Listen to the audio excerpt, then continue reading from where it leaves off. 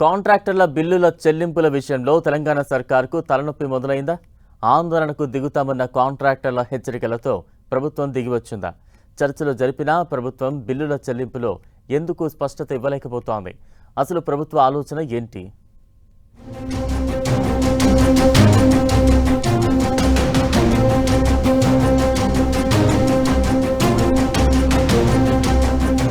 తెలంగాణ ప్రభుత్వానికి కాంట్రాక్టర్ల బిల్లుల చెల్లింపు తలనొప్పిగా మారినట్లు తెలుస్తోంది.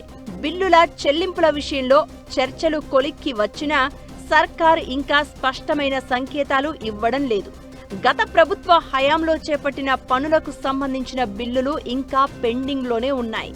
పంచాయతీరాజ్ డిపార్ట్మెంట్ నుంచి R&B, నీటిపారుదల, మున్సిపల్, విద్యాశాఖకు సంబంధించిన అనేక శాఖల్లో కాంట్రాక్టర్లు చేసిన పనులకు సంబంధించిన దాదాపు 40,000 కోట్ల రూపాయల బిల్లులు పెండింగ్లో ఉన్నాయి. మొత్తంగా సుమారు 5,500 కోట్ల రూపాయల బిల్లులను ప్రభుత్వం చెల్లించింది. ఫలితంగా కాంట్రాక్టర్లు కమిషన్లు ఇచ్చి తమకు రావాల్సిన బిల్లులను రాబట్టుకునేందుకు ప్రయత్నాలు చేస్తున్నారు. కొందరు ఏదో ఓ రూటులో బిల్లులను క్లియర్ చేయించుకుంటున్నారు.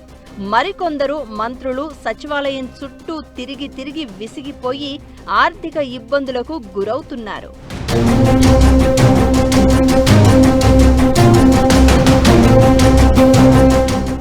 ఇటు R&B కాంట్రాక్టర్లకు చెల్లించాల్సిన బిల్లులు పెండింగ్లో ఉండడంతో వారు ఆందోళన బాటపట్టారు.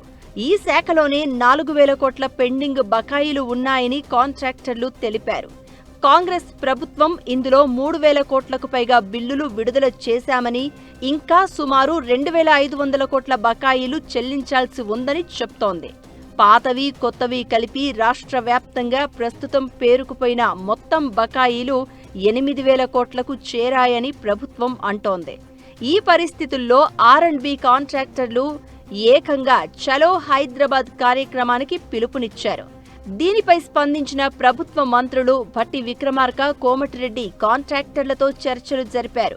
దీంతో చలో హైదరాబాద్ కార్యక్రమాన్ని ఆపగలిగారు.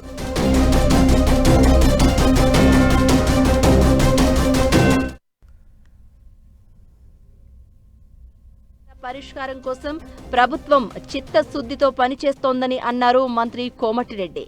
గత ప్రభుత్వం నుంచి పెండింగ్లో ఉన్న 1,000 కోట్ల రూపాయల బకాయిలను దశల వారీగా చెల్లిస్తున్నామని చెప్పారు. పెండింగ్ బిల్లుల చెల్లింపులపై భట్టి విక్రమార్క ఇచ్చిన హామీతో తాము సంతృప్తి చెందామని, ఈ నెల 18న నిర్వహించాలి అనుకున్న చలో హైదరాబాద్ కార్యక్రమాన్ని వాయిదా వేసుకున్నట్లు బిల్డర్స్ అసోసియేషన్ సంఘ సభ్యులు DVN రెడ్డి తెలిపారు. దశల వారీగా పెండింగ్ బిల్లులు క్లియర్ చేస్తామని ప్రభుత్వం చెబుతున్నా కొత్త అభివృద్ధి పథకాలకు నిధుల కొరత ఇబ్బందిగా మారింది. ఇలాంటి పరిస్థితుల్లో కాంట్రాక్టర్ల బిల్లుల చెల్లింపు ఏ విధంగా చేస్తారనే చర్చ జరుగుతోంది.